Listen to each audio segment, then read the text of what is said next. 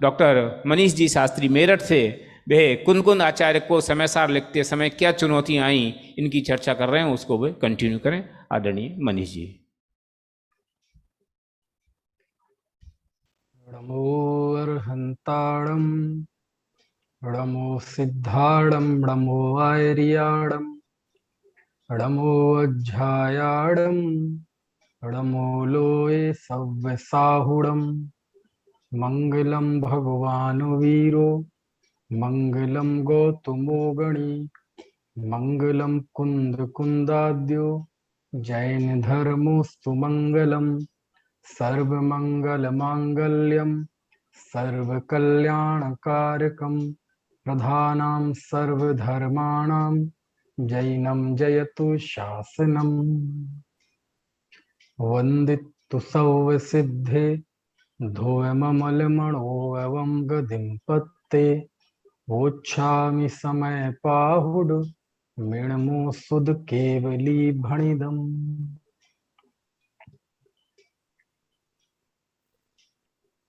समय सार, चुनौतियां एवं दृष्टि, इस विषय पर हम कुछ वार्ता कर रहे हैं। 3 चुनौती आई। पहली, आचार्य के पास कोई प्रमाण नहीं थे। दूसरी चुनौती, जो प्रमाण थे वह विरुद्ध अपेक्षा के थे। और तीसरी चुनौती, जीवों की छल ग्रहण करने की प्रवृत्ति। छल ग्रहण करने की प्रवृत्ति, इस चुनौती का सामना आचार्य ने कैसे किया, ये बात हमें थोड़ी आज करनी है। इसके बाद चौथी चुनौती पर बढ़ेंगे। चुनौती तो आप पिछले 2 व्याख्यानों में अच्छी तरह से समझ गए होंगे। अब प्रश्न यह है, उन्होंने सामना कैसे किया इस चुनौती का।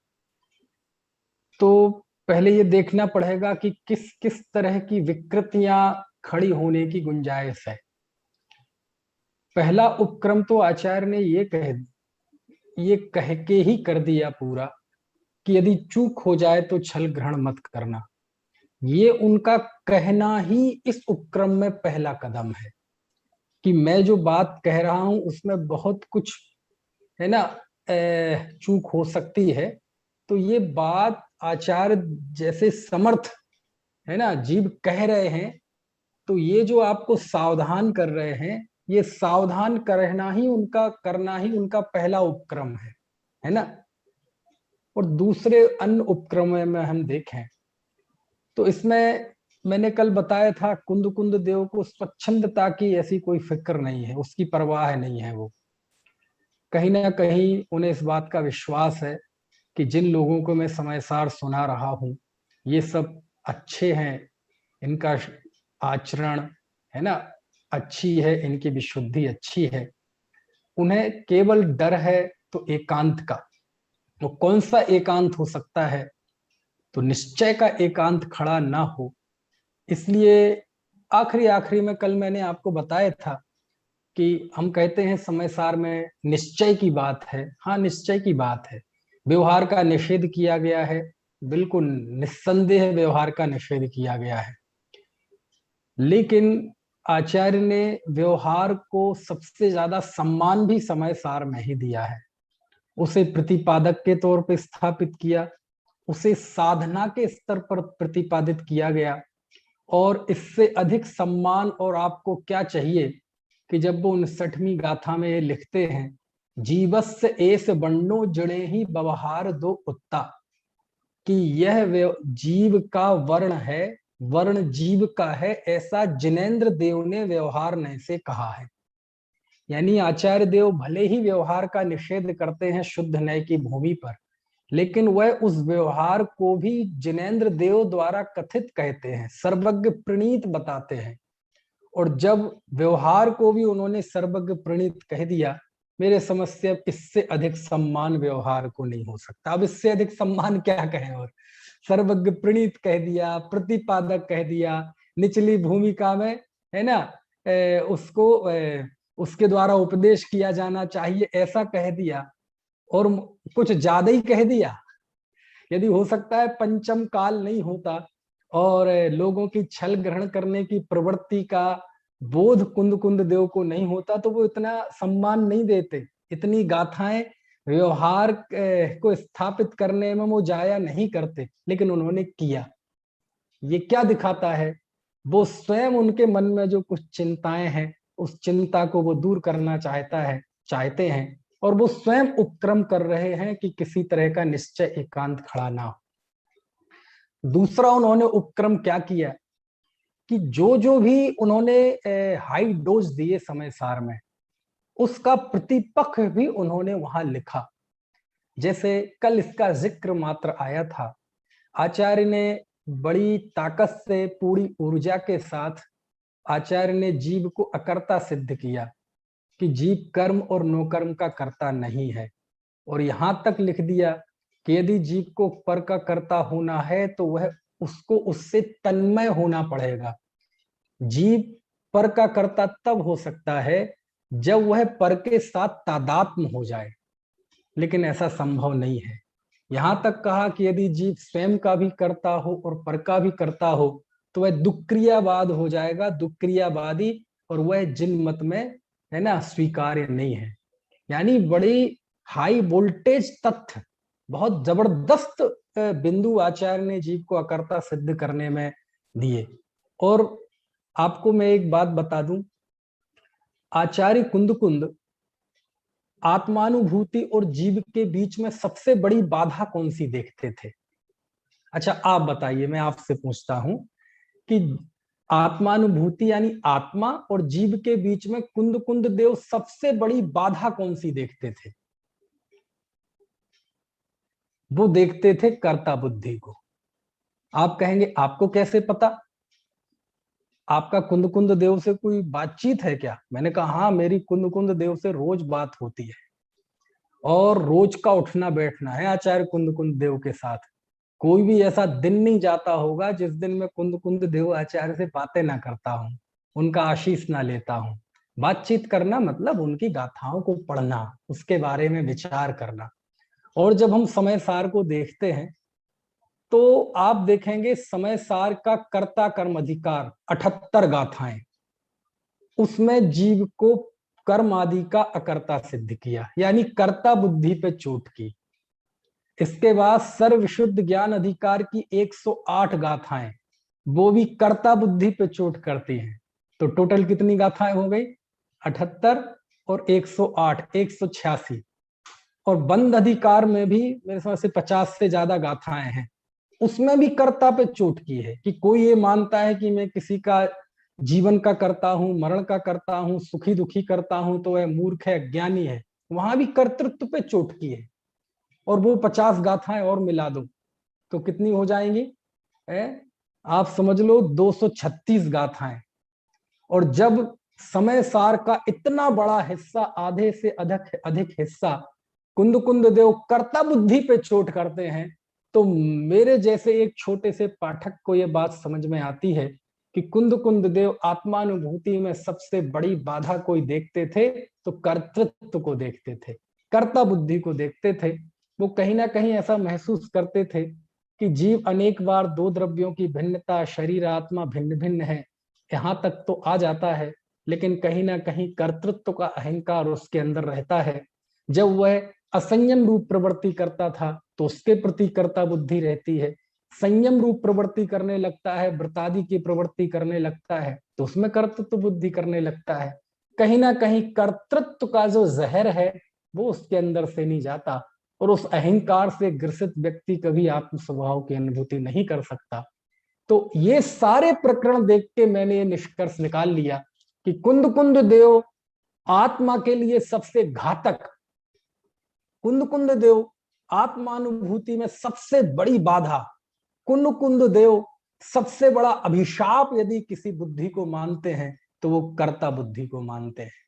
और उस पर चोट करने के लिए आचार्य ने खूब ताकत लगाई और जीव को अकर्ता सिद्ध किया। ठीक है, लेकिन लेकिन लेकिन लेकिन कदाचित कोई व्यक्ति व्यवहार की प्रूपणा को सर्वथा निषेध कर ले, और यदि वह जीव को सर्वथा अकर्ता मान ले तो हो गया ना एकांत खड़ा। तो आचार्य ने इसके लिए स्वयं उपक्रम किया कि आप सर्व शुद्ध ज्ञान अधिकार में जाएंगे, गाथा 340 पढ़ेंगे, उसके आसपास की गाथा पढ़ेंगे, तो आचार्य वहां जीव को कर्ता सिद्ध करते हैं।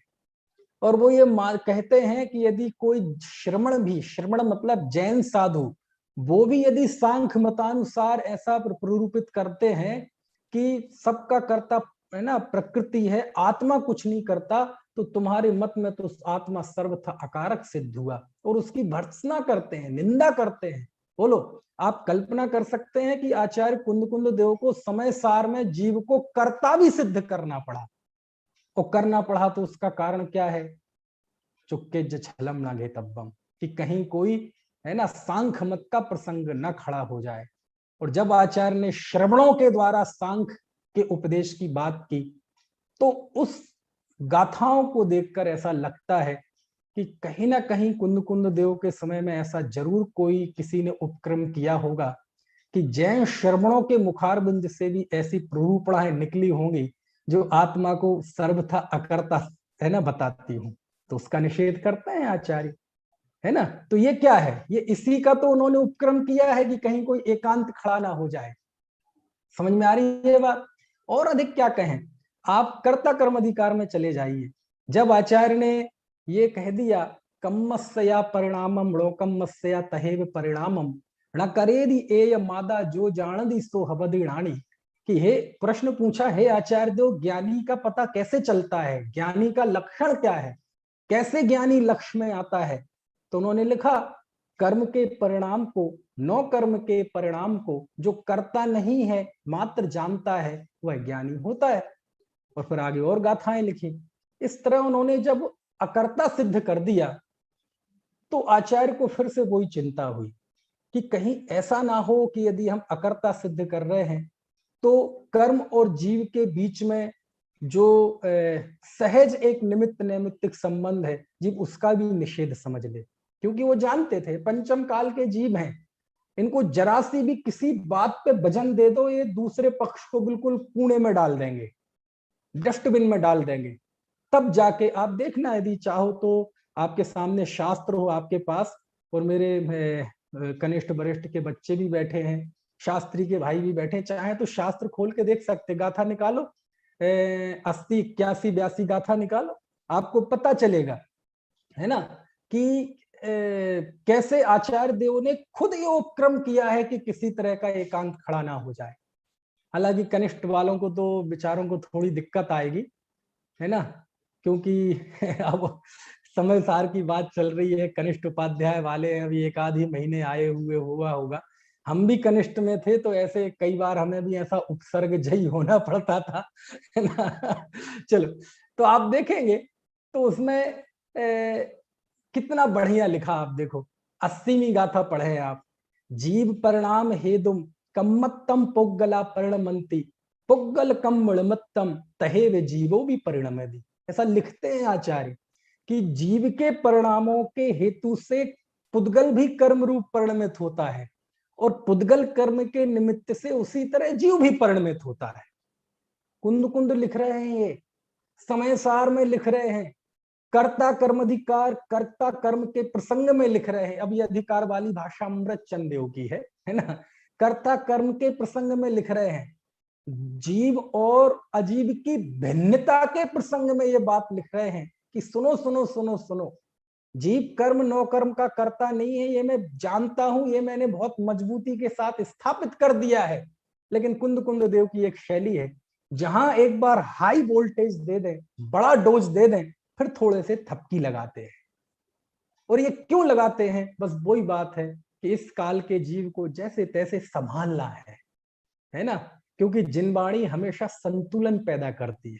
जहां भी असंतुलन पैदा हुआ तो ज्ञानी लोग बीच में आते हैं, समझ में आया ना, दखल देते हैं और संतुलन पैदा करते हैं। समझ में आया?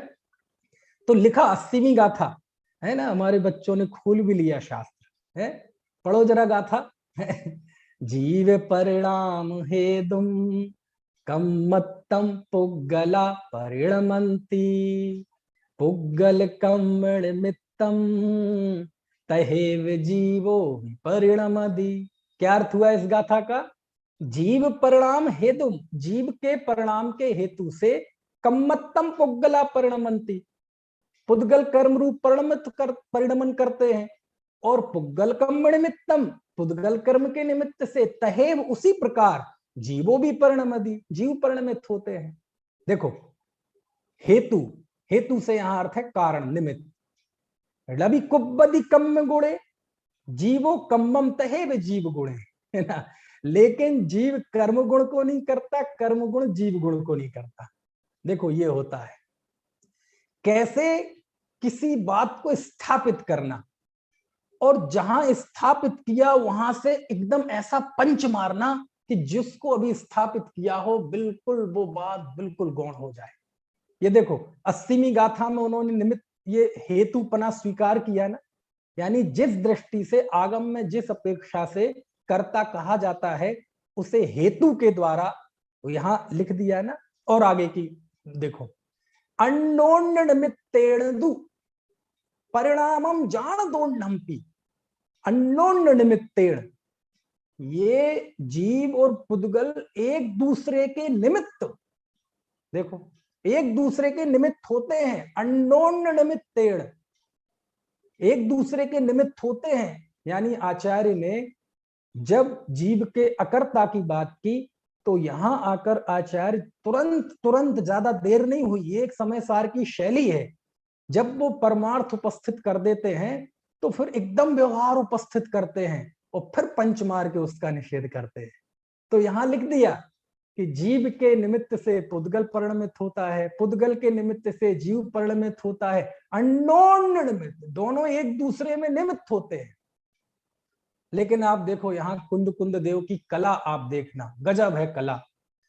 जहां जिस निमित्त नैमित्तिक संबंध की आड़ में व्यक्ति कर्ता कर्म संबंध स्थापित कर लेता है, जिस निमित्त नैमित्तिक संबंध की आड़ में जीव अपने कर्तापन को पोषण करता है, कुंद कुंद देव ने वहीं से अकर्तृत्व निकाला। क्या लिखते हैं 82वीं गाथा देखो, एदेण कारणेण दु कत्ता आदा सयेण भावेण पुग्गल कम्म कयाणम हृदय कत्ता शब्द भावाणम, कि इस कारण से, एदेण कारणेण दु, इस कारण से ये सिद्ध हो गया कि जीव अपने भाव का करता है, पुद्गल कर्म का करता नहीं है, और पुद्गल अपने भाव का करता है, जीव का करता नहीं है। देखो ये होता है अनेकांत, ये होता है संतुलन।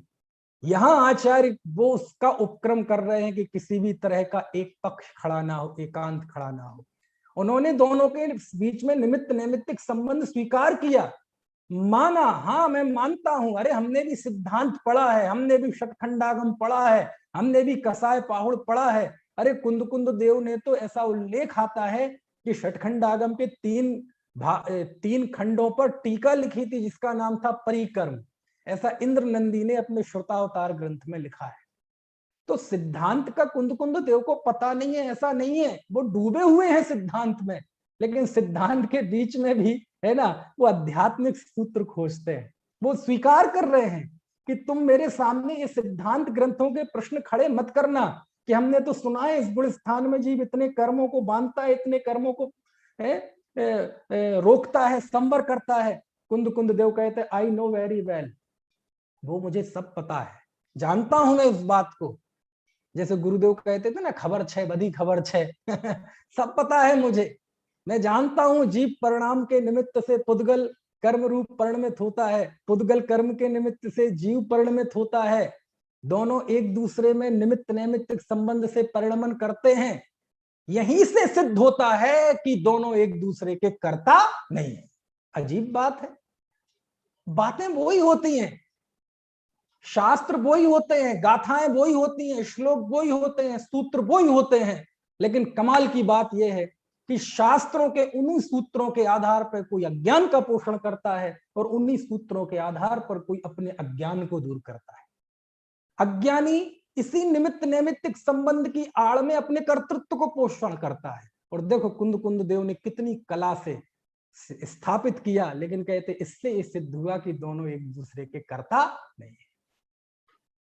तो ये जो आचार्य देव बार बार थोड़ा यहाँ, ये भी इसी का उपक्रम है कि किसी भी तरह का कोई है ना एकांत खड़ा ना हो, वो स्वयं उपक्रम करते हैं। अरे ज्यादा दूर मत जाओ, आप देखो आचार्य ने जीव को शुद्ध सिद्ध किया, कहीं कोई संदेह? लेकिन जाके देखो आप कर्ता कर्म अधिकार के 145 125वीं गाथा में है, निकालो बेटे जरा, मुझे दिख रहा है अनेक बच्चों ने शास्त्र खोल के रखा, 125वीं गाथा निकालो जरा, 125वीं पढ़ो जरा, गाथा क्या है ना? वो 2-3 गाथाओं का एक समूह होवे, उसके नीचे होगी सबसे नीचे की गाथा, को हो विजुत्तो को हो माणो विजुत्तो यमाण में वादा माओ विजुत्तो माया लोह विजुत्तो हवदि लोहो। पढ़ ली गाथा? क्या लिखा है इस गाथा में? समय सार की गाथा है, कुंद कुंद देव की गाथा है, कर्ता कर्म के प्रकरण की गाथा है। और वहां लिख रहे जो जीव क्रोध से युक्त है, जो आत्मा क्रोध से युक्त है, उपयोग से युक्त है, वो क्रोध है, वो आत्मा ही क्रोध है। मान से उपयुक्त आत्मा मान है, लोभ से युक्त आत्मा लोभ है, और माया से उपयुक्त आत्मा माया है। बोलो, समय सार में लिखा है। विनीत जी भाई साहब, समझ में आ रही है बात? समय सार में लिखा है कि जो क्रोध से उपयुक्त आत्मा है वो आत्मा ही क्रोध है। लो, ये सब क्या है कि बोले सुनो सुनो सुनो जगत के जीवो, मैंने सब सिद्धांत पढ़ रखे हैं, कोई मुझे ये समझाने मत आ जाना है कि जीव क्रोध भाव करता है तो क्रोध कषाय बनती है। मैं सब जानता हूं, सब मैंने पढ़ रखा है, गुरु परंपरा से मुझे सिद्धांत का, गुण स्थानों का, मार्गणाओं का, बंध पद्धति का ये सारा ज्ञान मैंने प्राप्त किया है, उसके बाद मैं कह रहा हूं। समझ में आया ना? तो ये सब लिख रहे हैं, ये सब काय के उपक्रम है? ये इसी बात के उपक्रम है कि कहीं किसी भी तरह का असंतुलन पाठक के दिमाग में ना आ जाए। इतना ही नहीं, कल बताया था कि जब पुण्य पाप दोनों को एक कहते हैं तो वो बताते हैं कि पुण्य पाप दोनों किसके लिए है? जो जो स्वभाव में स्थित है उसके लिए एक है। तो वो खुद उपक्रम कर रहे हैं कि किसी भी तरह से कोई एकांत अथवा छल का प्रसंग ना बने। अरे जब सम्यक दृष्टि की स्तुति करते हैं कुंद कुंद देव हैं, जब ज्ञानी की प्रशंसा करते हैं तो उसके भोगों को निर्जरा का कारण कहते हैं, तो एकदम पढ़ के व्यक्ति चौंक जाता है। लेकिन आगे जाके तो देखो सम्यक दृष्टि के किस प्रवृत्ति की प्रशंसा उन्होंने की है। उन्होंने लिखा, 198वीं गाथा खोल के देख लीजिए आप, उपभोग मिंदिये हिम डब्बाणम चेदणाण मिदराणम जम कुणदि सम्मिदिट्ठी तम सब्बम बृज्जर निमित्तम। नहीं, ये तो 193 भी, उदय विभागो बिबी हो कम्माणम बन्निदो जिण बरे हिम लदुते मध्य सहावा जानग भावोदु अहमेक को। 198वीं गाथा, अद्भुत गाथा है। ज्ञानी कहाँ है?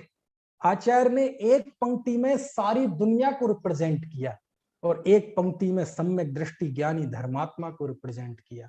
ऐसी कुंद कुंद देव की गाथा की एक बहुत अद्भुत शैली है, और ये कई गाथाओं में मैं बता सकता हूं कि एक पंक्ति में सारी दुनिया और दूसरी पंक्ति में परमार्थ। इसमें भी ये है। 198वीं गाथा निकाल ली आप लोगों ने? मैं शेयर भी कर सकता था, वो ढूंढना पड़ेगा। देखो, उदय विभागो बिबि हो कम्माणम वर्णिदो जिणवरे हिम णदुते मध्य सहावा जानंग भावो दुअहमेको। वो लिखते हैं, उदय विभागो बिबि हो, कर्म के उदय का विविध प्रकार का विपाक। उदय विभागो बिबि हो कम्माणम, कर्म के उदय का विविध प्रकार का विपाक। वर्णिदो जिणवरे हिम, जिनवरेंद्रों के द्वारा वर्णित किया गया है। देखो मैंने बताया था ना, सर्वत्र भगवान को उपस्थित किया कुंद कुंद देव ने, इस गाथा में भी किया। उदय विभागो, उदय कर्म का उदय, विपाक, विपाक यानी जो उसका अनुभाग होता है, जब वो उदय में आता है तो फल देता है, तो उसी को कहते विपाक, है ना? कर्म का उदय आना, पकना कर्म का। उदय विवागो विविहो मतलब विविध, कम्माणम कर्म का, कर्म के उदय का विविध प्रकार का विपाक, वर्णिदो जिणवरे हिम, जिनवरेंद्रों ने वर्णित किया है? कुंद कुंद देव को बता रहे हो आप सिद्धांत? अरे वो पता है उन्हें, है ना। अब ये देखो आप, यानी 8 कर्म के उदय के जन्य कौन कौन सी अवस्थाएं हो सकती हैं? आप देखो, कर्म के उदय का विविध प्रकार का विपाक जिनवरेंद्रों ने कहा है। ज्ञान के उदय में अज्ञान रूप अवस्था, ज्ञानावरण के उदय में दर्शनावरण के उदय में अदर्शन रूप अवस्था, मोह के उदय में क्रोध मान माया रूप अवस्था, नाम कर्म के उदय में ये शरीर आदि रूप अवस्था, साता वेदनी कर्म के उदय में सुख दुख, इष्ट का संयोग, अनिष्ट का वियोग आदि अवस्थाएं, कितनी कितनी अवस्थाएं बनती हैं। और यदि इस पंक्ति की व्याख्या की जाए तो प्रशांत इस पंक्ति की व्याख्या में पूरा प्रथमान योग आ सकता है। क्यों? क्योंकि पूरे प्रथमान योग में कर्म के उदय जन्य जीव की क्या क्या अवस्थाएं बनती हैं, महापुरुषों की, त्रिशला का पुरुषों के जीवन में क्या उतार चढ़ाव आए, वो ही तो बताया है प्रथमान योग में। इसके अलावा है क्या कुछ? वो 8 कर्म के उदय जन्य क्या क्या स्थितियां बनती हैं, यही तो बताया है प्रथमान योग में। समझ में आया? तो एक पंक्ति में आचार्य ने सारी दुनिया को रिप्रेजेंट कर दिया कि 4 गतियों में, 4 आयु में, है ना, क्या क्या स्थिति बनती है जीव के साथ, मोह के उदय में क्या क्या स्थिति बन सकती है, किसकी? धर्मात्मा ज्ञानी सम्यक दृष्टि की। तो एक पंक्ति में सारे दुनिया को रिप्रेजेंट कर दिया। हे आचार्य देव, इसमें ज्ञानी कहाँ है? तो वो दूसरी पंक्ति में लिखते हैं। पहली पंक्ति आपको समझ में आ गई? समझ में आनी चाहिए। देखो, उदय विवागो विविहो कम्मा, शास्त्र लेके बैठा करें। उदय विवागो विविहो कम्माणम वर्णिदो जिणवरे हिम। अब ज्ञानी इसमें कहाँ है? रणदुते मध्य सहावा। अरे लेकिन ये मेरा स्वभाव नहीं है। जाणग भावो दुअह मेको, मैं एक ज्ञायक भाव हूं। ज्ञायक भाव को प्राकृत में कहते जाणग भावो, मैं एक ज्ञायक भाव हूं। ये सम्यक दृष्टि की अंतर्दृष्टि है। कर्म के उदय जन्य विविध स्थितियां बनती हैं, लेकिन उसके बीच में, उसके अंदर जो ये अंदर में दिया जलता रहता है, अखंड ज्योति। दुनिया में कोई ज्योति अखंड नहीं होती, वो तो बुझनी ही है। ये एक अखंड ज्योति है जो जलती रहती है। ये मेरा स्वभाव नहीं है, ये मेरा स्वभाव नहीं है, ये उदय जन्य अवस्था है। ये जो उसके अंदर भेद विज्ञान की धारा प्रति क्षण चलती है कि मैं ज्ञायक भाव हूं, कुंद कुंद देव उस पर न्यौछावर है। कुंद कुंद देव उसके प्रशंसक हैं, उसकी भोग आदि की प्रवृत्ति के प्रशंसक नहीं है। और बोलो, गाथाओं में वो लिख रहे हैं, हम किस पे न्यौछावर हैं? हम उसकी उस अंतर दृष्टि पे न्यौछावर हैं। कुंद कुंद देव तो खुद कहीं से कोई ऐसा एरर नहीं छोड़ते कि आप कोई एकांत का भोग वृत्ति का पोषण कर सके। समझ में आ रही है बात है?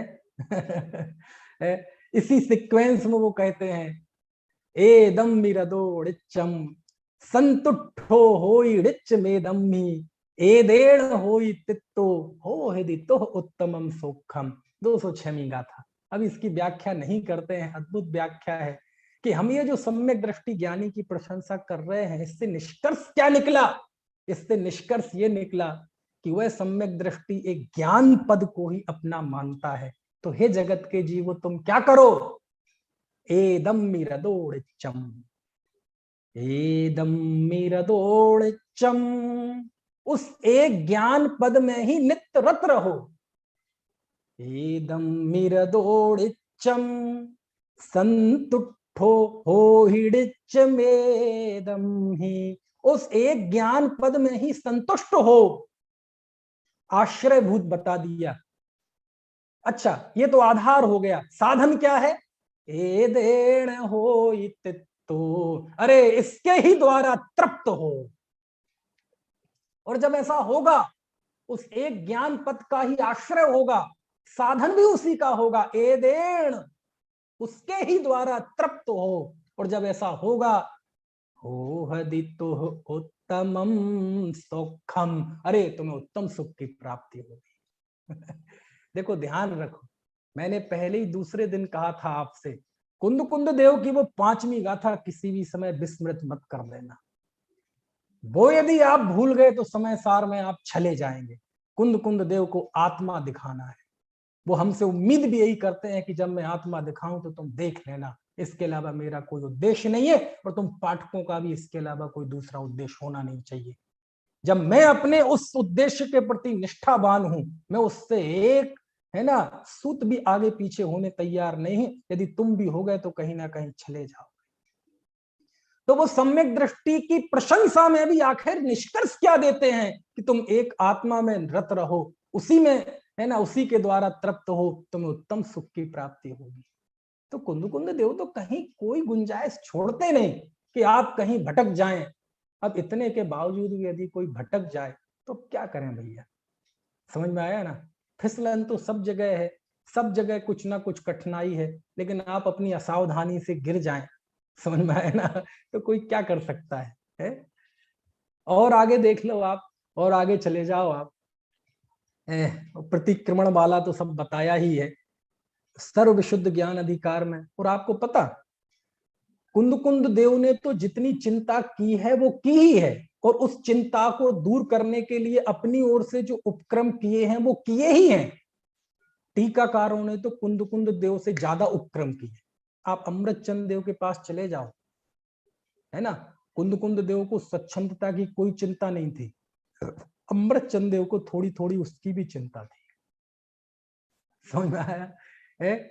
तब जाके उन्होंने 12वीं गाथा की टीका में लिखा, जय जिणमयम पबज्जय तामा बवहार क्षय मुड़ एकेण विना छिज्जय तिथम अन्नेण उण तच्चय।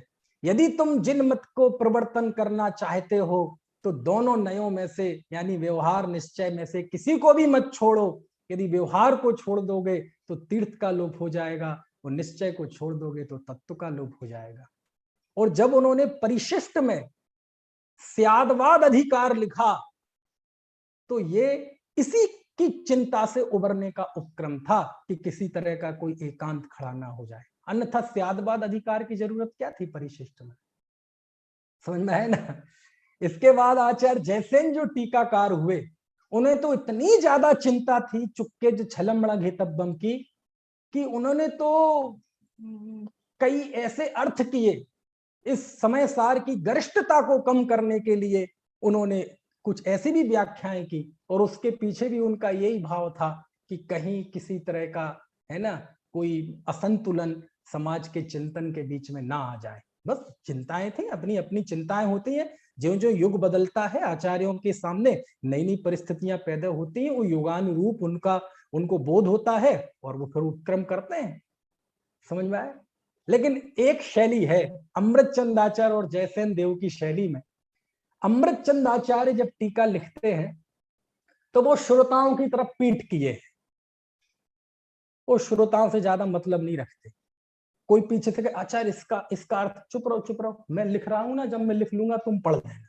वो ज्यादा चिंता नहीं करते, वो अपनी मस्ती में टीका लिखते हैं, आत्मख्याति। जयसेन आचार्य श्रोताओं की तरफ मुंह करके बैठे, आचार्य इसका अर्थ ठीक है, चिंता ना करो मैं बताता हूँ। आचार्य इसका अर्थ एक एक शब्द का मैं बताता हूँ, चिंता मत करो। वो श्रोताओं की तरफ मुख करके लिखते हैं। यही कारण है कि वो बाल बोधनी टीका है ना, सरल है ना। खैर ये तो अभी टीकाओं का हम मूल्यांकन नहीं कर रहे हैं, मैं तो बता रहा हूं कि ये चिंता किस किस तरह जो जो युग युग बदला टीकाकारों ने उसको निभाया। और जब पंडित बनारसी दास जी के समय तक बात आई है ना, तो पंडित बनारसी दास जी ने तो समय सार में गुण स्थान अधिकार तक लिख दिया। बोलो आप, अब समय सार में गुण स्थान अधिकार का क्या काम, समय सार में 11 प्रतिमाओं का क्या काम, समय सार में 22 अभक्ष का क्या काम, समय सार में सप्त व्यसनों के विवेचन का क्या काम। लेकिन उन्होंने किया क्यों? क्योंकि वो भ्रष्ट होने की त्रासदी झेल चुके थे, है ना। एकांत निश्चय के कथनों को पढ़कर वो बिगड़ चुके थे, और वो 12 साल उन्होंने वो त्रासदी झेली थी।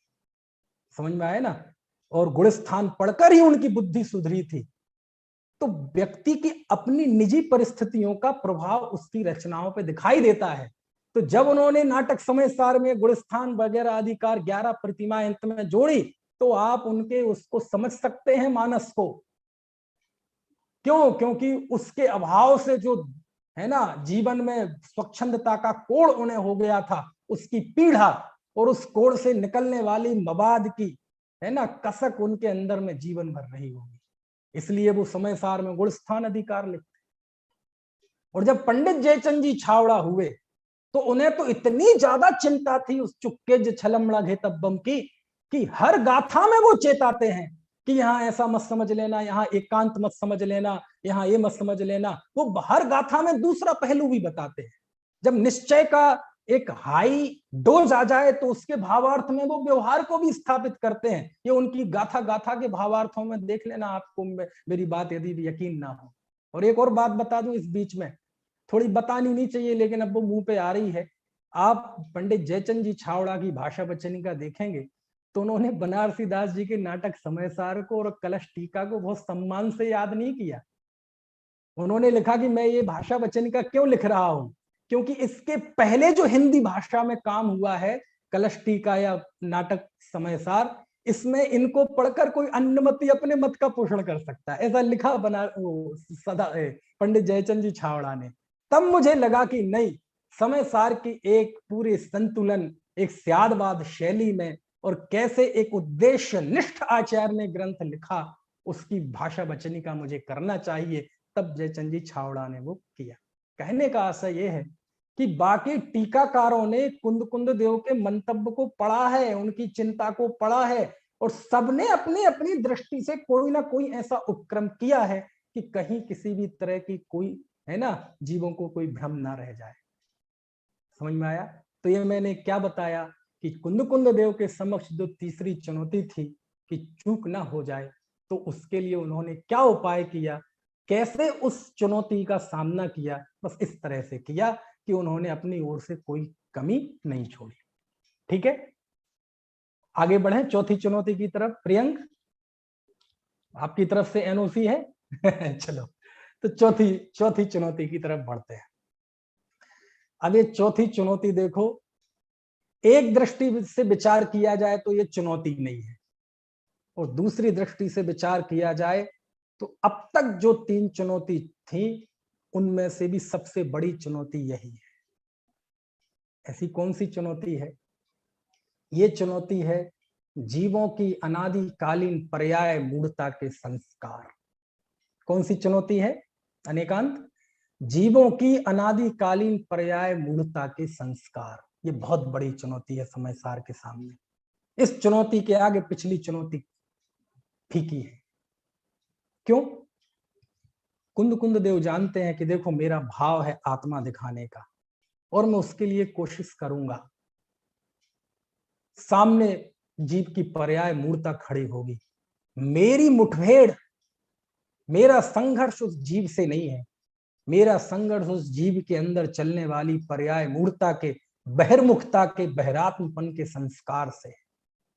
ये इसकी बहिर्मुखता, सामने वाला जो अप्रतिबुद्ध जीव है, इसकी बहिर्मुखता संसार, शरीर, भोग, इनके प्रति एकत्व, ममत्व, कर्तृत्व, भोक्तृत्व बुद्धि, ये आज की नहीं है, 2, 4, 10 साल पुरानी नहीं है, ये जन्म जन्मांतरों की है।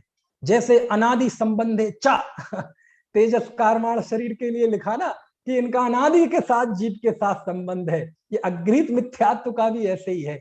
पर्याय मूर्ता अनादिकालीन इसके संस्कार है।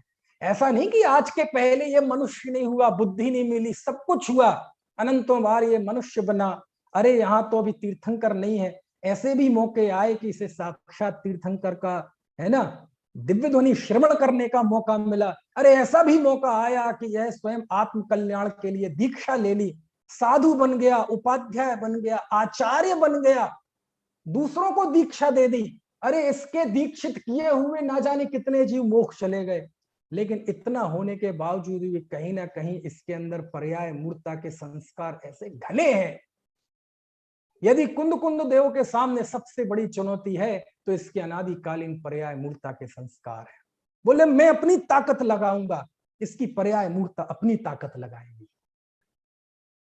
समझ में आए ना? मैं कहूंगा कि रवि हो दी अपमत्तो हड़पमत्तो जान गोदू जो भावो, कि वह ज्ञायक भाव प्रमत्त नहीं है, अप्रमत्त नहीं है। ये पढ़ेगा, सुनेगा भी, समझेगा भी, है ना, समझने के बाद विचार करने की भी कोशिश करेगा। लेकिन हाँ ठीक है, ये निश्चय से बात है, ठीक है, लो देखो आखिर वहां नहीं पहुंच पाया ने, आखिर निश्चय पे बात कह के उसने टाल दी ना। आचार्य कहेंगे जीव कर्म नो कर्म का करता नहीं है, ज्ञाता है। नहीं नहीं ठीक है, हाँ निश्चय से बात ऐसी ही है, हाँ हाँ हाँ, लेकिन व्यवहार से तो है ही ना।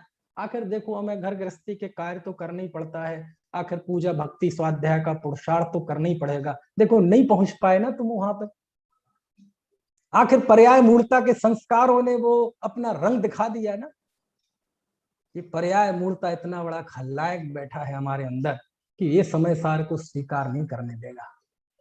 और कदाचित हम आगे भी बढ़ेंगे, आगे भी बढ़ेंगे, लेकिन ये पर्याय मूर्ता अनेक अनेक रूपों में आपके सामने आएगी और समाज समय सार को तिलांजलि दे देगी, कुंद कुंद के वचन को बिल्कुल निरर्थक सिद्ध कर देगी। किस रूप में आएगी? कभी इस रूप में आएगी, ये तो निश्चय की बात है।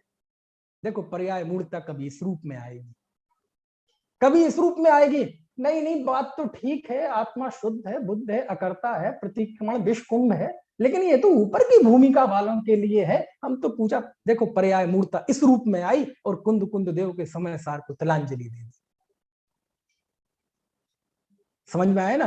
पर्याय मूर्ता कभी इस रूप में आएगी। नहीं नहीं ठीक है, सही बात है, लेकिन भैया अभी अभी हम जिस भूमिका में, अभी तो पूजा पाठ करें, नहीं पहुंच पाए तुम उस स्थान पर, उस बिंदु तक नहीं पहुंच पाए जहां कुंद कुंद ले जाना चाह रहे थे। और ये भी ना हो तो मालूम कैसे ये पर्याय मूर्ता का दंश आपके अंदर आपको सालेगा। जी पढ़ेगा भी समय सार, विचार भी करेगा, वह सब टीकाएं भी पढ़ेगा, अमृतचंद आचार्य की टीका भी पढ़ेगा, जयसेन आचार्य की टीका भी पढ़ेगा, छावड़ा जी की भी टीका पढ़ेगा, गुरुदेव श्री के रत्नाकर भी पढ़ेगा, दादा की अनुशीलन भी पढ़ेगा, सब पढ़ेगा और विचार भी करेगा कि मैं एक हूं, मैं शुद्ध हूं, मैं अरस हूं, मैं अरूपी हूं, मैं ज्ञान दर्शन मई सत्ता हूं, पर से मेरा किंचित भी संबंध नहीं है, मैं शुद्ध चेतना मात्र हूं।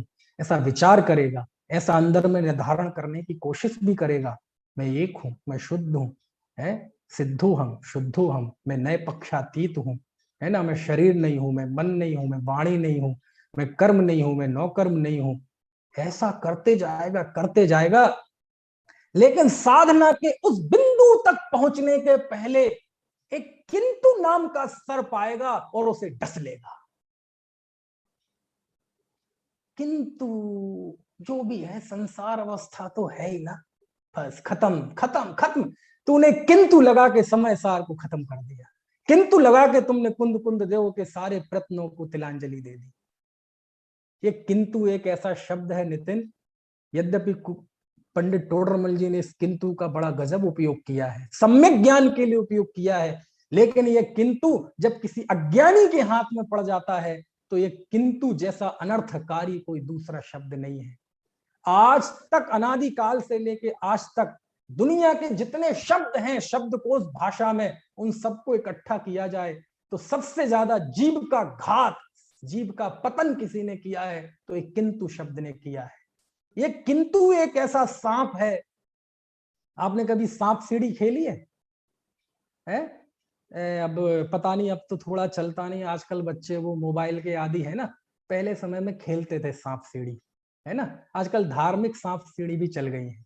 आपने देखा होगा सांप सीढ़ी चलते हैं 1 2 3 4, और 98 पे जब गोटी आ जाती है उसके बाद जब वो चलते हैं तो 2 चाहिए पड़ता है, तो 98 से सीधे 100, यदि 1 आ गया तो 99 पे आ जाते हैं, और 99 का सांप काटता है तो बिल्कुल नीचे पहुंच जाते हैं गर्त में 1 2 के यहाँ। समझ में आया ना? कहते समझेगा पढ़ेगा, लेकिन अंत में से किंतु नाम का 99 का सांप डस लेगा और ये धरातल में आ जाएगा। बहुत खतरनाक है ये किंतु, है। कहेंगे आचार्य कहते तुम ज्ञायक हो, तुम बुद्ध हो, तुम शुद्ध हो। नहीं, मैं शुद्ध हूं, बुद्ध हूं, किंतु पर्याय में तो अशुद्धता है, खत्म गया। नहीं आया पकड़ में, नहीं पहुंचे तुम समय सार तक। आचार्य कहते तुम्हें इस किंतु को आग लगानी पड़ेगी, इस किंतु को पोटली में बांध के समुद्र में फेंकना पड़ेगा। जिस दृष्टि से मैं तुम्हें प्रभु कह रहा हूं उस दृष्टि से तुम सर्वथा प्रभु हो। जिस दृष्टि से मैं तुम्हें शुद्ध कह रहा हूं उस दृष्टि से सर्वथा शुद्ध हो। उस दृष्टि में किंतु नहीं लगता। और जब जब तुम किंतु लगाओगे, हाथ में आता हुआ भगवान तुरंत तुम्हें छोड़ के चला जाएगा। है वो है ना उसमें, किंतु पर सत्ता में प्रतिबद्ध, अरे पाकर खोया भगवान। समझ में है ना, युगल जी के पूजन की उसमें जयमाला में ऐसा है। किंतु किंतु बहुत खतरनाक होता है किंतु। ये किंतु रूपी संस्कृत। और एक अभी छपा हुआ था उसमें, ये ज्ञानोदय पत्रिका निकलती है ना अपने दीवानगंज से, वहां उसमें आया था मेरा किंतु वायरस। बोले कोरोना वायरस तो ये है, पहले नहीं था, आज है, हो सकता है भविष्य में भी ना रहे, बहुत ज्यादा नुकसान नहीं देता, वो अधिक से अधिक क्या होगा, जीवन लेगा। लेकिन इस किंतु ने तो हमें अनादि काल से हमें अपने प्रभु से दूर रखा, अपने प्रभुत्व से, अपने विभुत्व से, अपने वैभव से दूर रखा। क्यों? जहां ही हम उस बिंदु को छूने के लिए पहुंच पाते थे, हम आगम का सेवन करते थे, युक्ति का अवलंबन करते थे, पर अपर का गुरु का उपदेश सुनते थे, धारणा करते थे, अपने मन में आए प्रश्नों से गुरुओं से पूछते थे, साधर्मियों से चर्चा करते थे, वार्ता करते थे, एकांत में जाके फिर चिंतन करते थे, निर्धारण करते थे। लेकिन जहां उस बिंदु तक पहुंचने वाले थे, जहां प्रतीति में यह बात समा जाए कि हाँ मैं एक शुद्ध गायक हूं, और वहां किंतु रूपी सांप ने आके डस लिया। लेकिन जो भी है पर्याय में तो राग है ही, खत्म हो गया। कुंद कुंद देव को पता है ये पर्याय मूर्ता के संस्कार तुम्हें समय सार स्वीकार नहीं करने देंगे। मैं यहां से जोर लगाऊंगा, तुम्हारी पर्याय मूर्ता के संस्कार तुम्हारी अंदर से जोर लगाएंगे। और तुम्हारे पर्याय मूर्ता के संस्कार इतने घने हैं, इतने मजबूत हैं, ये आज के नहीं है, ये अनादि काल के। समझ में आया? ये चुनौती थी कुंद कुंद देव के सामने, बहुत बड़ी चुनौती। क्यों? बोले हमारे पास क्या है, हमने तो सर्वत्र एक ही साक्षी दी है कि ये श्रुत में केवलियों द्वारा कथित समय पाहुड़ है और स्वानुभूत प्रसूत है। लेकिन तुम्हारी तो पर्याय मूर्ता ना जाने किस किस आड़ में आएगी। कभी क्रिया के एकांत के रूप में आएगी, कहीं ज्ञान के एकांत के रूप में आएगी। अरे किन किन तो रूप में तुम्हारी पर्याय मूर्ता आएगी तुम्हें पता नहीं है। और बस तब आग लगा दोगे तुम, हमारे खड़े किए महल को तुम आग लगा दोगे। हो सकता है बाहर में तो तुम समय सार की पूजा करो, हो सकता है बाहर में तो तुम समय सार को छपवाओगे, बंटवाओगे, समय सार के गीत गाओगे, समय सार पर भक्ति बनाओगे, समय सार पर विधान करोगे, सब करोगे। समझ में आया ना, जय जयकार करोगे। लेकिन अंदर में किंतु किंतु किंतु किंतु किंतु किंतु किंतु किंतु किंतु लगा लगा के तुम उस समय सार का तिरस्कार करोगे। ये कुंद कुंद देव के सामने चुनौती थी। है देखो ऐसे समझो आप। किंतु मैं स्टेशन पे गया, मुंबई से लौट रहा था स्टेशन पे, अब अचानक लौट रहा था, पहले से टिकट नहीं करा पाया, सोचा कि ट्रेन में बैठ के अपने टीटी को ले दे के कुछ अपनी व्यवस्था करके चलते बनेंगे। समझ में आया? अब जब स्टेशन पे गया तो मेरा जेब कट गया। हिंदुस्तान है, ये पुण्य कार्य तो कहीं भी हो सकता है। स्टेशन पे जेब कट गया, अब मेरे पास कुछ नहीं, बिल्कुल अकिंचन हो गया। 1 रुपया मेरे पास नहीं। अब क्या करूं? मुंबई जाना है, कैसे जाए? मुंबई से वापस आना है मेरठ, कैसे आए? टिकट है नहीं, पैसे है नहीं। मुंबई जैसी जगह में तो कौन मिलेगा पहचान का? ये तो गांव और कस्बों में सुंदरता है कि सब एक दूसरे को जानते हैं, समझते हैं। कोई मुसीबत आए तो गांव का गांव खड़ा हो जाता है। शहर में तो घर के लोग खड़े नहीं होते, कहाँ आएगा कोई? और इतनी भीड़। समझ में आया? है? और मैं ऐसे ही बड़ा घबराया हुआ घूम रहा था, इतने में दूर से हमें हमारा ये प्रशांत आते हुए दिख गया। है ना? अब बाकी लोग सब चेहरे दिख रहे हैं, कभी बहुत लोगों के नाम नहीं जानता मैं, इसलिए प्रशांत अच्छा है, काम आ जाएगा प्रशांत हमारे। तो दूर से प्रशांत आता दिख गया। मैंने कहा अरे प्रशांत, पहली बार तो पहचाना नहीं वो, मुंबई में कौन किसको पहचानता है, लेकिन जब मैं बिल्कुल सिर पे ही जाके खड़ा हो गया तो उसे पहचानना पड़ा। अरे अरे भाई साहब, अरे भाई साहब, अरे भाई साहब आप यहाँ कैसे, अरे अरे अभी मैं शाम को आपका प्रवचन सुना था यूट्यूब पे, क्या बढ़िया जी। अरे वो सब सुनो, स्तुति बाद में करना, पहले सुनो। देखो मुझे बहुत जल्दी ट्रेन पकड़नी है, ट्रेन खड़ी हुई है, 20-25 मिनट के जाने का टाइम बचा हुआ है, मेरा जेब कट चुका है, मेरे पास पैसे नहीं है, और 36-35 घंटे ट्रेन से जाने के लगेंगे, फ्लाइट के पैसे भी नहीं है, कुछ भी नहीं है। ऐसा करो तुम जल्दी मुझे अपने 10,000 रुपए दे दो, मैं तुम्हें बाद में दे दूंगा। बोले भाई साहब कैसी बात करते हो आप, अरे आपके लिए तो मैं जान दे दूंगा। जान फान नहीं चाहिए, वो किस काम की है ना, आपके लिए तो मैं, अरे सब क्या नहीं कर सकता आपके लिए, अरे मेरे पास तो जितने रुपए होता है तो मैं आपको सारे रुपए दे देता। आप इतनी जिनवाणी की प्रभावना करते हैं, हम आपके लिए इतनी भी नहीं कर सकते। किंतु, अब किंतु का मतलब आप समझ गए नितिन? किंतु का मतलब यह है कि अब तक जो हमने बात कही वो सब फालतू की बात थी, अब जो मैं कह रहा हूं वो सही मानना। और वो क्या है कि भाई साहब मेरे पास पैसे नहीं है, मैं आपको पैसे नहीं दे सकता।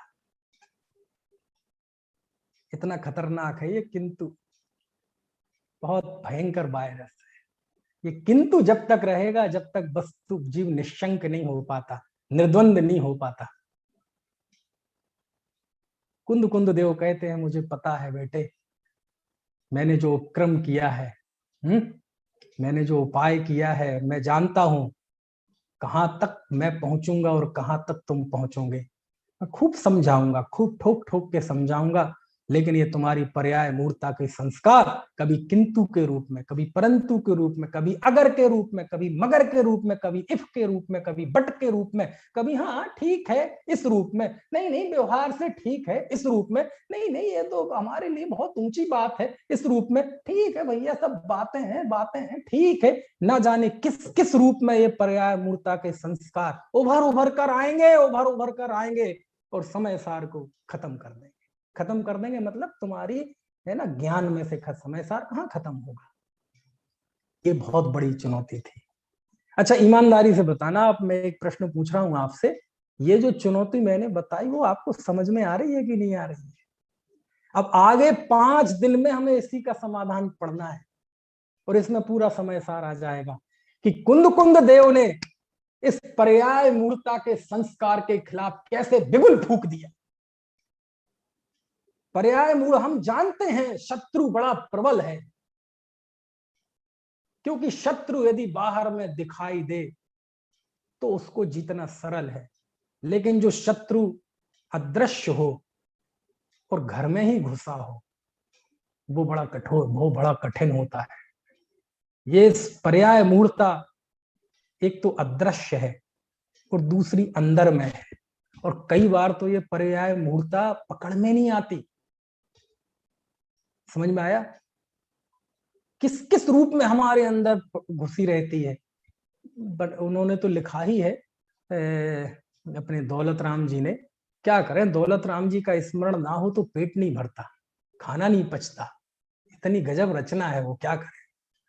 तन उपजत अपनी उपज जान, तन न सत आप को नास मान, मैं सुखी दुखी में रंक राव, मेरे धन ग्रह गोधन प्रभाव, मेरे सुततीय में सबल दीन, बेरूप सुभग मूरख प्रवीण। अब बोलो, ये पर्याय मूर्ता के संस्कार कोई सिखाता है? इतने घने होते हैं ये घने। धर्म के क्षेत्र में आता है, उसने व्रत लिए तो मैं व्रती, तपस्रण किया तो मैं तपस्वी, प्रतिमा के व्रत लिए तो मैं, प्रतिमा धारण की तो मैं श्रावक, प्रतिमा नहीं थी तो मैं असंयमी, मुनि बन गया तो मैं मुनि, अर्जिका के व्रत ले लिए तो मैं अर्जिका। अरे किस किस रूप में ये पर्याय मूर्ता अपना रंग दिखाती है, बहुत क्रूर है। समझ में आए ना? सामने कितना ही बड़ा शत्रु हो उसे जीतना सरल है, लेकिन वो शत्रु जो अपने अंदर हो, अदृश्य हो, और हम उस शत्रु को शत्रु ही ना माने बल्कि उसे गले लगाए बैठे रहे, ऐसे शत्रु को परास्त करना कितना कठिन है।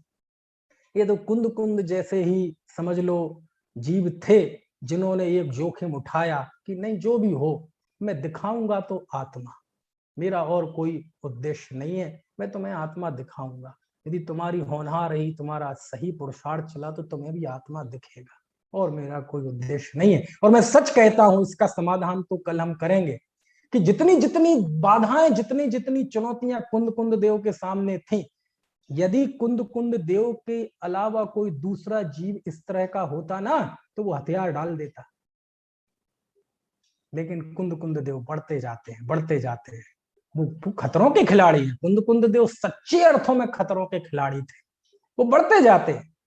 और मैं बड़े बहुमान से याद करना चाहता हूं, है ना, बहुत बहुमान से, कि जो परिस्थितियां 2000 साल पहले कुंद कुंद देव के सामने थी, लगभग वही परिस्थितियां 1900 साल बाद गुरुदेव श्री कांजी स्वामी के सामने थी। बस फर्क यह था कि गुरुदेव के सामने 1900 साल की आगम परंपरा मौजूद थी, कुंद कुंद देव के सामने नहीं थी। लेकिन कुंद कुंद देव के सामने झंडे दिखाने वाले नहीं थे, गुरुदेव के सामने झंडे दिखाने वाले थे, पत्थर फेंकने वाले थे। ये फर्क था, बाकी बहुत ज्यादा फर्क नहीं था। लेकिन अब युग ऐसा आया है प्रियंक, कि गुरुदेव के ऊपर तो पत्थर फेंके ही गए, अब तो कुंद कुंद देव के ऊपर भी पत्थर फेंके जाने लगे।